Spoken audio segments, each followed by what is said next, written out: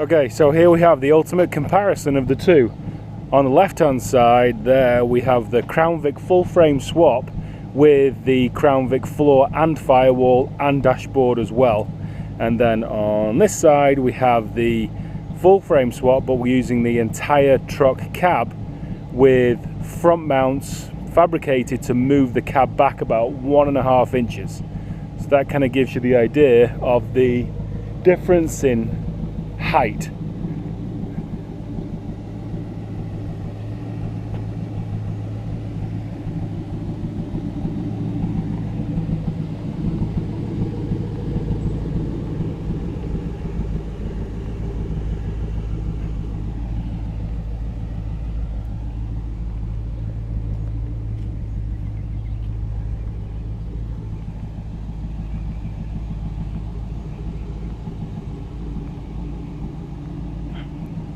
There you go from the other side.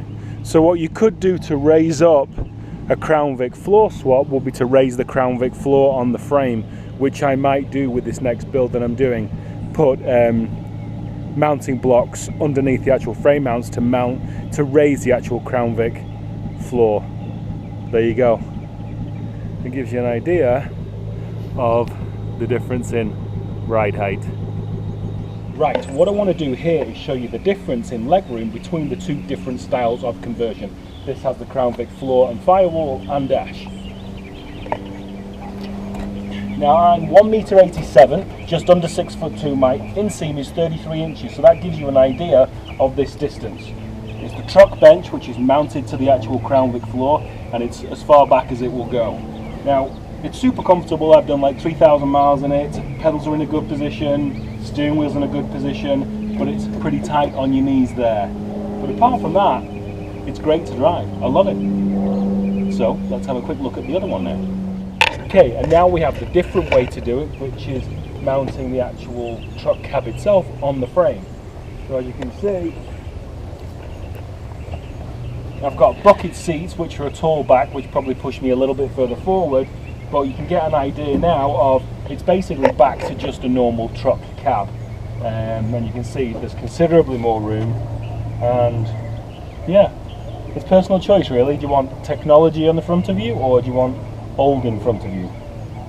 Whichever way you want to go. Our next difference, because of the ride height, is you're going to get rubbing on the front wheels if everything stays at this height. You're not going to get full lock, close, but you're not quite going to get full lock. And on the rear, if you go up a steep driveway diagonally and it pushes one back wheel really far into the tub, it's going to make contact. It doesn't rub on the fender, but it makes contact with the kind of upper outer third of the wheel well itself. So in a perfect world, at this ride height, you would raise the wheel wells. To do with the bed, it was a choice of mine really. This hump was going to be so high, I raised this part of the bed 3 inches. So it didn't seem, the hump didn't seem so high, and it's still a fully serviceable bed. Still got good depth.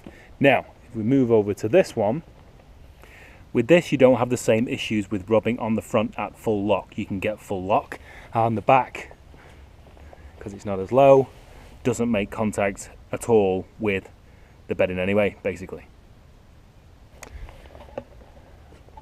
Onto the bed. The bed is full depth, and this hump is about as big as it is on the other truck, but the bed is full depth, so you have more volume here. That's really it. Those are the main differences in doing the same conversion in two fundamentally different ways. One thing you could do is you could do a hybrid of the two, where you could use the Crown Vic floor and firewall but retain the truck dash, and then either use the truck steering column or mount in the Crown Vic steering column in some way. It really is a personal choice. Do you want it that ride height, or do you want it that ride height?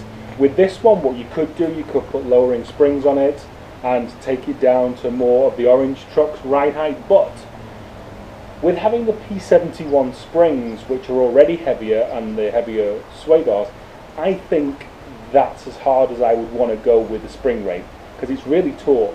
I wonder what it'd be like using like a Grand Marquis, which has the softer springs, because the two trucks are, I think, about 250 pounds lighter than a Crown Vic.